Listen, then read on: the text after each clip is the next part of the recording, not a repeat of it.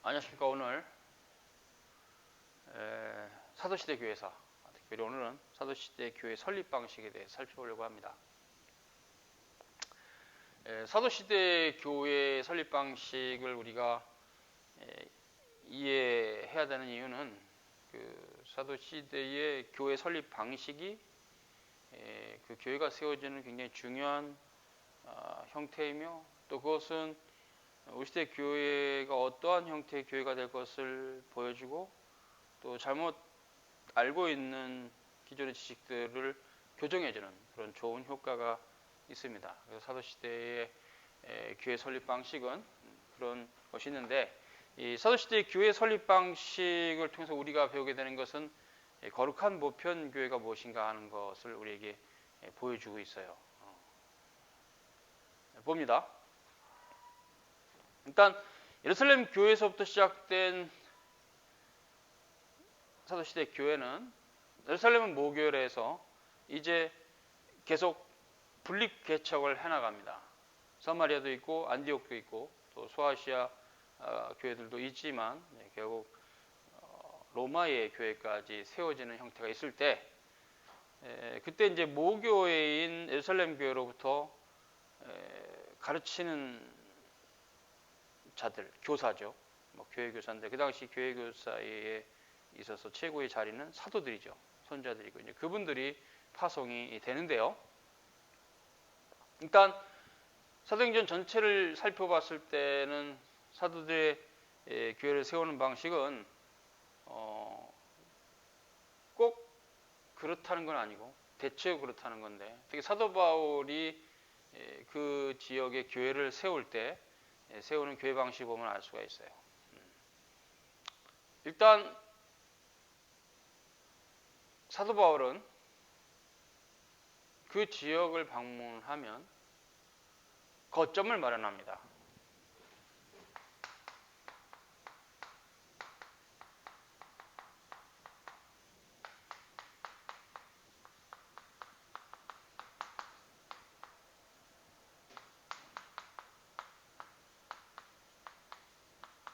거점을 마련해요.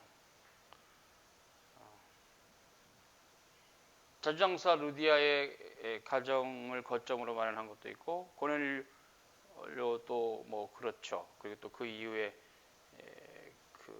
우리가 또 빌립보 교회에서도 그런 형태가 있고, 하여튼 사도행전을 뒤져보면 많이 있습니다. 거점을 마련합니다. 첫 번째는, 자, 이제 그 거점은 그 폴리스의 최초의 지교라고 할 수 있어요. 지교회.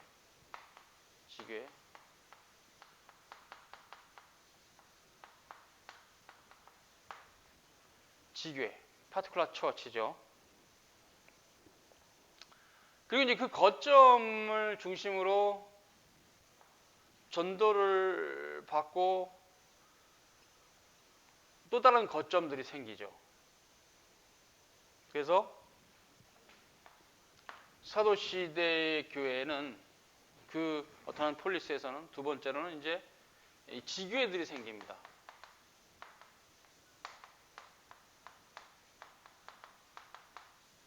지교회들이 발생합니다.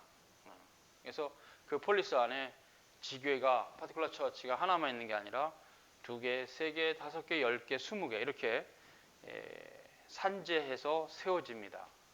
그러면 당연히 그 지교회는 단일한 공동체로서 분명히 가르치는 분들, 교사가 있어야 되죠. 포이메와 디다스칼로스가 있어야 됩니다. 그래서 그 포이메 곧 디다스칼로스들, 이제 그분들을 세워요. 그래서 지교회들이 발생하고, 세 번째는 그 지교회들을 다스리는 혹은 가르치는 장로들을 세웁니다. 장로들을 세웁니다.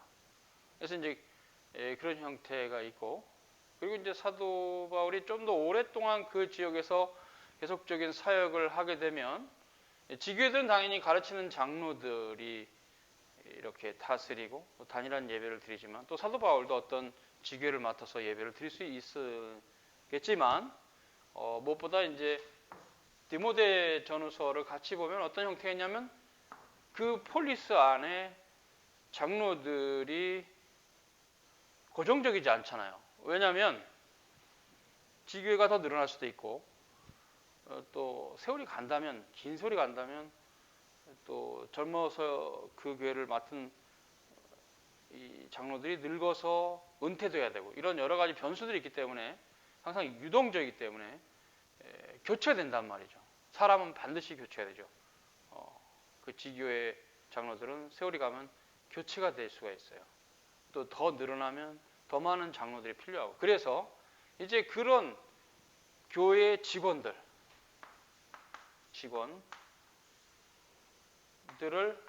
가르치는 뭐 우리 시대처럼 뭐 공인된 교육기관이 아닐지라도 뭐 도제식이 됐던 아니면 또 다른 방식도 어떤 형태건 중요한 거는 그런 어떤 틀이 있다, 구조가 있다 이렇게 보셔야 됩니다. 그래서 거점을 마련하고 바울은 거기서 머물면서 전도를 하고 그 폴리스 안에 사람들이 이제 결신해서 돌아오면 그 사람들이 많아지면 적당한 숫자로 계속 지교회들이 그 지역에 발생하고, 그러면서 동시에 그 지교회들 다스릴 장로들을 키워서 파송하는 형태를 합니다. 사도 바울도 그렇게 하고 이제 그 교회를 뭐 3년이고 뭐 하여튼 뭐 2년이고 하여튼 1년이고 하여튼 일정한 기간 사도들이 혹은 사도 바울이 수고하면 떠납니다. 떠나죠. 그러면 떠날 때가 아니고 이미 그 전부터 형성이 되어 있겠지만 장로회를 구성합니다.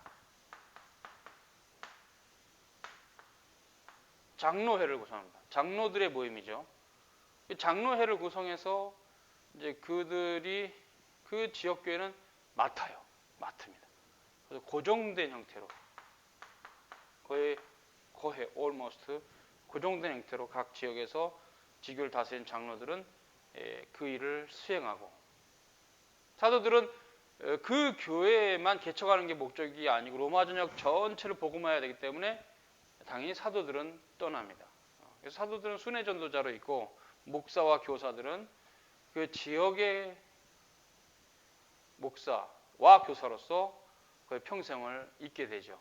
그래서 우리가 히포의 어거스틴이 히포에서 쭉 감독으로 있다가 죽어요. 또 알렉산드리의 아타나시우스, 서머나의 뭐 폴리가, 그렇죠? 그리고 누가 있습니까? 리옹의 이리네우스, 이런 형태의 카파도기아 교부들, 카파도기아 지역의 3명의 교부들, 그런 이름들은 바로 그렇게 지명과 연결돼서 있다는 것이 이미 사도시대부터 교회 항존 직원으로서 성직자, 목사 곧 교사들은 혹은 감독이라고도 하는데 그분들은 장로회의 고정회에서 자신들의 삶을 살아가는 형태로서 이렇게 하고 사도들은 떠나는. 그래서 사도권과 성직자들, 목사나 교사들의 이 권세는 좀 차이가 있어요. 그래서 사도들은 비상직원, 기초직원, 목사들은 평범한 항존직원, 이렇게 하죠. 비범한 기초직원이고. 그래서 사도와 선지자는 비범한 기초직원, 그리고 목사, 곧 교사와 장로들은 평범한 항존 직원으로 있어요. 평범한 항존 직원으로. 그리고 이제 이 7위 아래에 안수 집사가 있고, 이 정도가 목사와 교사와 7위 장로, 안수 집사가 항존 직원으로 있습니다. 항존 직원이라 하면 이제 이 직분은 주님이 오실 때까지 계속 있는 거다. 그러나 지금 사도 선지자는 비범한 기초 직원, 항존 직원이 아니에요. 기초 직원, 기초로서 교회가 세워지면 사라지는, 그분들 세대로 사라지는 그분들만 있는, 예수님의 부활을 직접 보신 분들만 있는. 그래서 이렇게 그 권세가 그 질서에서 차이가 있습니다. 항상 그 직분의 수평성이라는 것은 그 직분의 수평성이지 사도와 목사가 수평적이냐? 아닙니다. 수직적이지도 않지만 질서의 차이는 있다. 목사와 장로가 수평적이냐? 아닙니다. 질서의 차이는 있다. 장로와 안수집사가 수평적이냐? 아닙니다. 질서의 차이는 있다. 그런 질서의 차이들이 장로교선 후대에 이제 재직회, 당회 이렇게 또 노예로 가면 또 노예원 내지는 총대. 그러니까 장로는 총대고 목사는 노예원이죠. 이런 차이들은 바로 질서의 차이 때문에 나타나는 장로교의 전통이죠. 그래서 이런 장로의 전통들은 그래서 노회의 의장은 목사만 맡도록 장로는 맡지 못하도록 한 것은 질서의 차이 때문에 그렇게 된 겁니다. 그래서 그런 부분들은 매우 성경적이다. 우리는 그렇게 믿을 수 있어요. 퓨리탄들이 정리를 해놓은 거죠. 성경을 통해서. 자, 그래서 사도시대 교회의 설립 방식은 거점 마련, 지교 발생, 지교들을 다스리를 가르치는 장로들을 파송하고 또 그들을 가르칠 수 있는 기관들을 또 세워서 그런 구조가 있어서 또 그분들을 계속 교육을 하겠죠. 물론 지금처럼 이렇게 어떤 국가와 이렇게 협의가 돼서 신학교 형태로 이렇게 해서 일정한 수를 1년에 50명, 100명 이렇게 받는 이런 형태가 아니고 그때그때 지교를 다스리는 형태와 관련해서 교회가 늘어나면 그 숫자만큼 이제 충당할 만큼의 이렇게 직원들을 키우는 그런 형태였을 걸로 추정돼요. 교부시대의 역사를 봐도 지금과 같은 이런 정해진 인원을 그냥 무조건 뽑아내듯이 그렇게 연탄 공장에서 연탄을 찍어내듯이 그렇게 하지는 않아요. 그리고 그렇고 이제 그래서 그런 지교를 맡고 있는 목회자들의 모임으로서 장로회가 세워지면 사도들은 그 땅에 교회를 세웠기 때문에 떠납니다. 떠나요. 나중에 이제 바울 같은 경우는 전도행하고 거기 다시 돌아가면 거기 있는 장로들을 불러서 같이 기도하고 성경 어떤 부분은 내가 이제 다시는 못 올 거다. 그럼 장로들이 울고 같이 기도하고 헤어지는 이런 역사가 있게 되는 것이 거의죠. 그래서 사실상 교회의 설립 방식이 이렇습니다. 근데 이제 우리가 성경에 특별히 좀 많이 오해되는 형태는 오이코스 에클레시아, 오이코스 에클레시아는 골로새서 4장에 있습니다.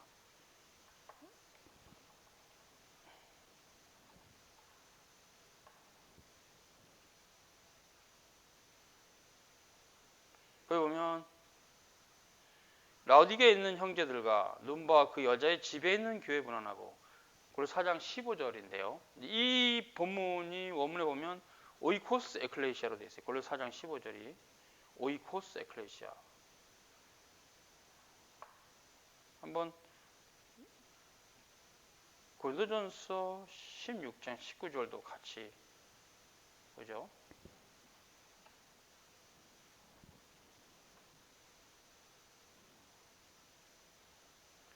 아시아의 교회들이 너에게 문안하고 아골라와 브리스가 및 그 집에 있는 교회, 그 집이 교회예요.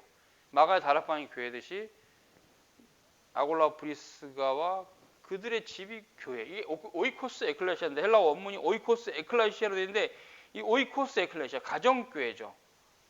그 원문을 지금 그래서 흔히 이제 여기가 교정이 필요해요. 한국 교회에서는 지금 대형교회가 말하고 있는 그 셀목회 가정교회라는 개념은 원래 성경에서는 파티큘러 처치입니다. 파티큘러 처치. 지교회를 말합니다.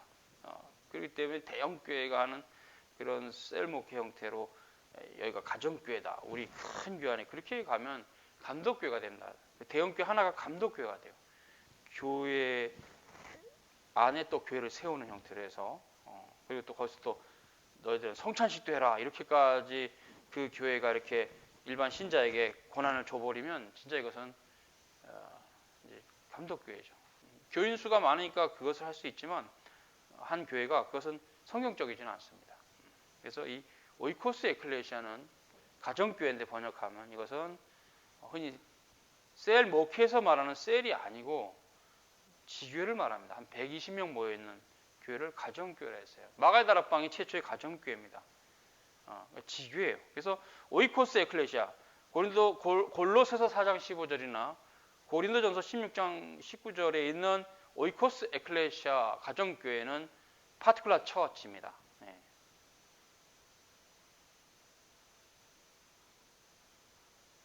됐죠? 그래서 이제 이런 파티클라 처치들, 오이코스 에클레시아가 그 폴리스 안에 산재에 있는 것을 사도들은 교회라 그런 겁니다. 그 집합체로서 교회, 로마의 교회, 안디옥 교회, 에베소 교회, 서모나 교회, 예루살렘 교회, 필라델피아 교회, 로마 교회, 에클레시아라 불렀어요. 즉 사도 시대의 사도들이 에클레시아라 한 것은 그들의 개념 안에서는 그 지역 전체에 흩어져 있는 파티클라 처치의 집합체의 교회예요. 그래서 결국 그거를 우리식으로 해석하면 그 에클레시아가 곧 프레스베터리고 그 번역을 하면 그 교회가 곧 노예죠. 그래서 교회가 노예고 노예가 교회라는 것이 사도시대부터 전해진 전통이에요. 알렉산드리아의 아타나시우스, 그러면 아타나시우스의 알렉산더의 감독이 아타나시우스인데 아타나시우스가 바로 알렉산드리아라는 폴리스의 성직자라는 개념이죠. 이런 부분들이 계속 사도시대 교회의 마가다락방에서부터 시작됐고, 마가다락방에서 시작된 그 오이코스 에클레시아는 후대에 예루살렘 전체에 흩어져 있는 대충 120명 내로 구성된 오이코스 에클레시아가 있었고, 또 그런 형태가 하나의 모교로 있을 때 그런 교회가 이제 다른 지역 교회를 세워질 때 하나의 모범이 돼서 계속 갑니다. 그래서 지금의 노예와 같은 형태로서 교회가 세워졌어요. 예루살렘 노예, 안디옥 노예, 에베소 노예, 서머나 노예, 필라델피아 노예, 로마 노예라 해도 되고, 오히려 그게 정확히 우리에 들어와요. 아, 로마 지역에 있는 모든 교회 집합체, 로마 노예, 로마 교회라 해도 되고, 그래서 에클레시아는 곧 프레스베터리라. 그리고 이제 아까 얘기한 대로 그 지방을 떠나게 될 때에 바로 그 지방을 치리할 장로들을 세운데, 디모데후서 2장 2절입니다. 한번 볼까요?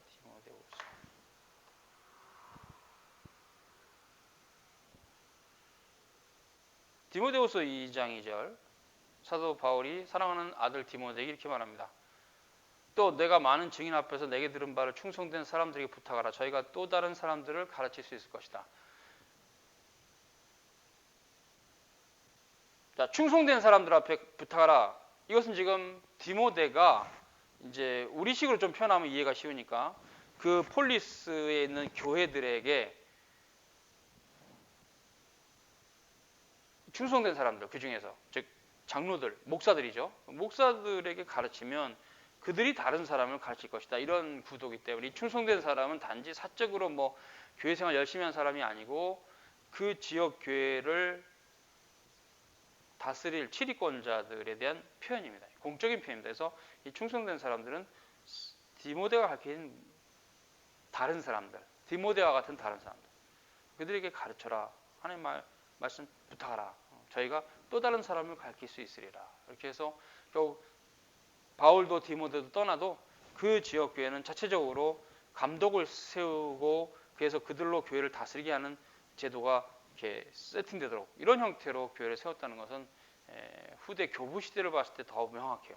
교부 시대 속사도 교부 시대 역사를 보면은 바로 그런 전통이 그대로 이렇게 계승된 것이 보입니다. 그래서 오이코스 에클레시아에 대한 이해도 이렇게 됐어요.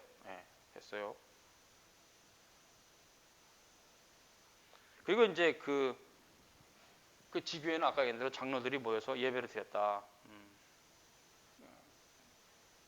우리 이 정도 보면 우리가 교회를 어떻게 사도에 세웠는가 알 수 있고, 이것은 어느 특정한 교회뿐만 아니라 그 당시에 거룩한 보편 교회로서 모든 교회를 한 폴리스는 장로 교회로 세웠다는 거. 그래서 신약 성경이 말하는 에클레시아는 지교회를 말하는 게 아니고 오이코스 에클레시아고 그 지역 교회를 말한다는 거. 교회들의 집합체로서 교회를 에클레시아라. 그것은 다시 프레스베터리가 된다는 것은 노예가 된다는 거죠. 그것 자체가 하나의 지교의 집합체로서 노예의 크기를 구성했기 때문에 이런 형태로 계속 교회가 세워졌던 그런 분들을 이제 오늘 우리가 보고, 또 그런 형태에 대해서 물론 사도행전에는 딱 한 번, 사도행전 15장에 예루살렘 공회가 있는 형태로 있지만 그것은 일종의 대회나 총회 형태로 최소한 2개 노회가 모여서 사도시대교회 첫 총회로서의 교리를 정립했던. 그래서 장로교는 이렇게 예루살렘 공회 같은 것을 임시회로, 총회로 보고 임시회로 본 겁니다. 그래서 총회를 임시회로 장로교회가 정한 것은 이런 성경적 기초 위에서 임시회다. 총회는 노회와 노회가 모이는 그 총회인데 그것은 자주 모이는 게 아니라 어떤 사안이 있을 때 교리를 정립하거나 또 다른 문제가 교회가 시급하게 풀어야 될 문제가 전체 교회가 있을 때 노회에서 총대들이 파송이 돼서 함께 모여서 회의를 하는 이런 형태의 총회는 질서는 최고로 높은 형태로 위치해 있지만 교회 권세와 관련해서는 노회와는 좀 성격이 다릅니다. 노회는 정기회의 성격이라면 총회는 임시회의 성격인 것은 바로 사도시대부터 이렇게 노회를 중심으로 교회가 이끌어져 갔고 지도가 됐고 그리고 총회는 그 중에서 문제가 있을 때만 모이는 형태였기 때문에 그런 것들을 잘 알고 있었던 퓨리탄들은 장로교 퓨리탄들은 그런 제도적인 마련을 한 것입니다. 그래서 이런 형태가 아주 중요한 거룩한 보편교회고 이것은 상당히 자유로우면서도 통일적인 감독교회 형태는 통일성은 있으나 자유롭지가 않아요. 그리고 회중교회는 자유롭게 세워지긴 하지만 통일성이 없어요. 그러나 장로교회는 이 자유로움과 통일성을 함께 가지고 주님의 교회가 자발적으로 세워진 교회는 사도들의 치리 아래 있으면서 함께 하나의 교회로 지어져가는 그런 교회였어요. 통일성도 있는 거예요. 통일성과 자율성을 함께 어우러져 갖고 있는 게 장로교회고 그 중에 한쪽으로 치우친 게 감독교회나 회중교회입니다. 둘 다 성경적이지 않는 교회고 퓨리탄들은 거짓 교회라 했어요. 회중교회, 감독교회. 그래서 우리가 그런 부분을 볼 때 참된 교회를 이뤄간다는 것이 상당히 어렵고 이것이 지난한 과정이 있다는 것을 볼 수가 있으나 우리는 또 참된 교회를 이뤄가는 것이 하나님 뜻이기 때문에 참된 교회를 알고 또 추구해야 되겠죠. 그래서 오늘은 사도 시대의 교회 설립 방식을 통해서 거룩한 보편 교회가 사도 시대에 어떻게 세워졌으며 그 교회가 지금 우리도 어떤 형태로 다가오는가 또 왜 이렇게 중요한가 그런 것을 살펴봤습니다. 그래서 이제 또 다음 시간에 예루살렘 공회에 대해 살필 텐데 또 그때 얘기를 이어가겠습니다. 수고하셨습니다.